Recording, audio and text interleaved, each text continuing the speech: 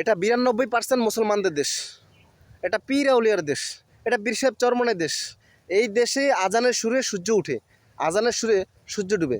সেই দেশে কি করে আল্লাহকে কটূক্তি করে, আল্লাহকে নিয়ে কটূক্তি করে কথা বলে কিছু ফাউল বাউল। কয়েকদিন আগে আপনারা দেখছেন আবুল সরকার নামে যেই বাউল আমাদের আল্লাহকে নিয়ে কটূক্তি করেছে তাকে জেলখানায় ভরে দেওয়া হয়েছে। তৌহিদি জনতা তাকে তার শাস্তি দাবি করতেছে। তার বিপরীতে তারা কি বলল, যদি আবুল সরকারকে না ছেড়ে দেওয়া হয় তাহলে নাকি তারা 2 লক্ষ তৌহিদি মাঠে নামবে। আমরাও প্রস্তুত আছি, দেখতে চাই তোমরা 2 লক্ষ নামো, আর আমরা 2 কোটি নয় 10 কোটি তৌহিদি জনতা মাঠে নামবো ইনশাল্লাহ। আসো, বর্তমানে আজকের যে ঘটনা 7 ডিসেম্বর 2025 কাশিমপুর সিদ্ধারগঞ্জে এক বাউল আল্লাহকে নিয়ে কটূক্তি করছে, তাকে তৌহিদি জনতা গণধোলাইও দিছে, দিয়ে জেলখানায় ভরে দিয়েছে।